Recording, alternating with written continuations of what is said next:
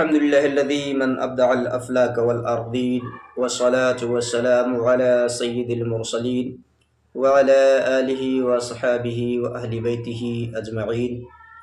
أما بعد فأعوذ بالله من الشيطان الرجيم. بسم الله الرحمن الرحيم. قال الله تعالى في القرآن المجيد: وما خلقت الجن والإنس إلا ليعبدون. وقال النبي صلى الله تعالى عليه وسلم: صلوا كما رأيتموني أصلي. صدق اللہ العظیم. محترم سامعین کرام و ناظرین،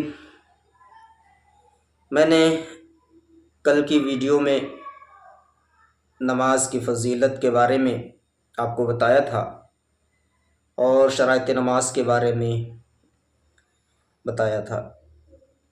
نماز سے پہلے کچھ باتیں ہمارے لیے ضروری ہوتی ہیں جن کو ہم شرط کہتے ہیں.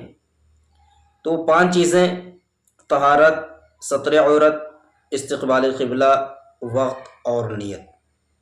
ان 5 چیزوں کا نماز سے پہلے ہونا ضروری ہے. یہ ایک نمازی کے اندر یہ 5 باتیں پائی جانی چاہیے، پھر اس کی نماز صحیح طور پر ادا ہو سکتی ہے. اور اگر ان 5 چیزوں میں سے ایک بھی چیز اگر مفقود ہوئی، نہیں پائی گئی، تو پھر نماز نہیں ہو سکتی ہے اور وہ نماز قابل قبول نہیں ہے. آج ہم بات کرتے ہیں طہارت کے بارے میں کہ طہارت کیا چیز ہے. چونکہ نماز کی پہلی شرط طہارت ہی ہے، تو طہارت کا کیا مطلب؟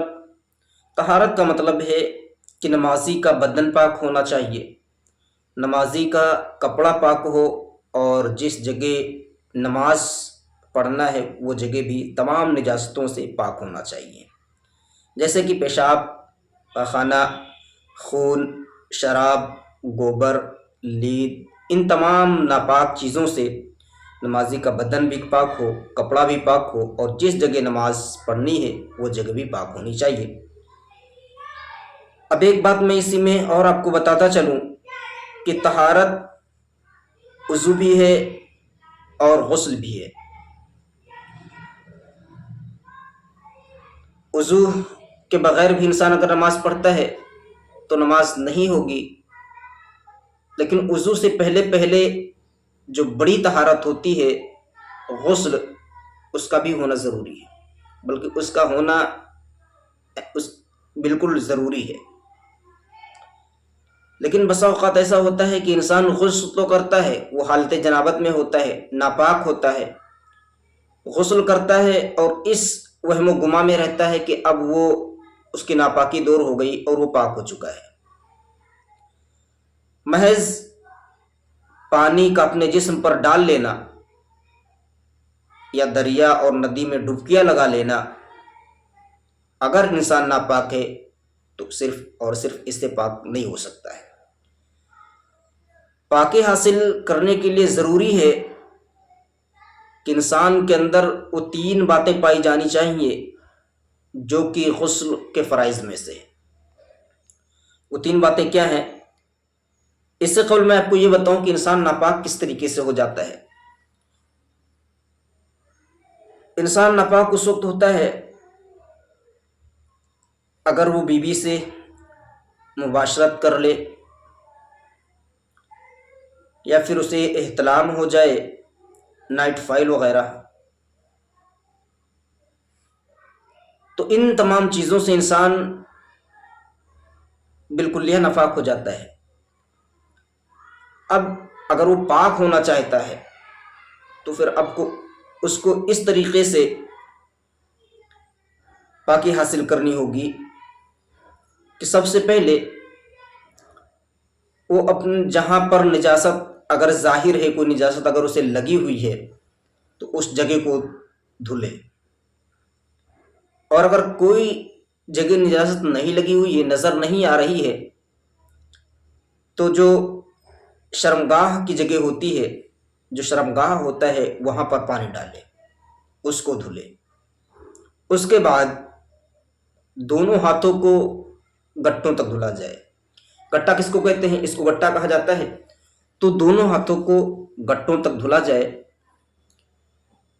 اس کے بعد جس طریقے سے ہم نماز کے لیے وضو کرتے ہیں، اور وضو کا تذکرہ بھی آگے چل کر کے ہم انشاءاللہ کریں گے چونکہ بحث دوسری ہے، تو جس طریقے سے ہم نماز کے لیے وضو کرتے ہیں اس طریقے سے ہم وضو کریں۔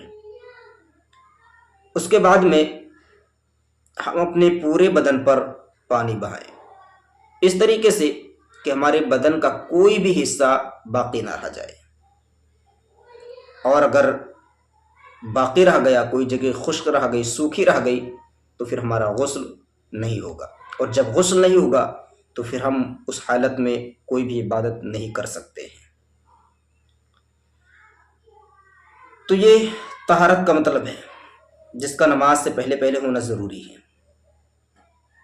اگر نمازی بے غسل ہے، بسا اوقات ایسا ہوتا ہے کہ انسان محض پانی اپنے اوپر ڈال لیتا ہے اور ان تمام چیزوں کی ادائیگی نہیں کرتا ہے، تو پھر وہ ناپاکی رہ جاتا ہے، اس کا غسل نہیں ہوتا ہے۔ غسل میں 3 باتیں فرض ہیں۔ پہلی چیز کلی کرنا، ناک میں پانی ڈالنا اور پورے بدن پر پانی بہانا، یہ 3 چیزیں فرض ہیں۔ اگر ان 3 چیزوں میں سے کوئی چیز باقی رہی تو پھر ہمارا غسل نہیں ہوگا۔ مثال کے طور پر آپ نے کلی نہیں کیا، غرارے کے ساتھ اگر انسان روزے سے ہے تو وہ غرارہ نہیں کرے گا، حلق تک پانی نہیں پہنچائے گا، اور اگر روزے سے نہیں ہے تو حلق تک پانی پہنچانا بھی ضروری ہے۔ اب اگر کوئی کلی نہیں کرتا ہے تو پھر وہ اس کا غسل نہیں ہوگا۔ اسی طریقے سے ناک میں پانی ڈالنا بھی ضروری ہے، اور ناک میں پانی ڈالنا نرم ہڈیوں تک، ناک کے بانسا جس کو ہم کہتے ہیں، وہاں تک پانی پہنچانا ضروری ہے۔ اس کے بعد میں پورے بدن پر پانی بہانا، اور بدن پر پانی بہانے کا مطلب یہ ہے کہ جسم کے ہر حصے پر، ہر عضو پر پانی کا بہہ جانا ضروری ہے۔ کوئی بھی حصہ خشک نہ رہنے پاوے، باقی نہ رہنے پاوے۔ اگر باقی رہ جاتا ہے تو پھر ایک ناپاک شخص پاک نہیں ہو سکتا ہے۔ یہ غسل طہارت کے بارے میں جو مسائل تھے میں نے آپ کو بتایا، اور اس کے بعد ستر عورت، وقت، استقبال قبلہ، نیت، ان تمام چیزوں کے بارے میں ہم بحث کریں گے انشاءاللہ العزیز۔ چونکہ ویڈیو لمبی ہو رہی ہے لہٰذا بس اتنے پر ہم اکتفا کرتے ہیں۔ امید ہے کہ آپ حضرات سمجھ گئے ہوں گے، اور انشاءاللہ العزیز اپنے ذہنوں میں اس کو محفوظ کریں گے اور اسی طریقے سے پاکی حاصل کرنے کی کوشش کریں گے۔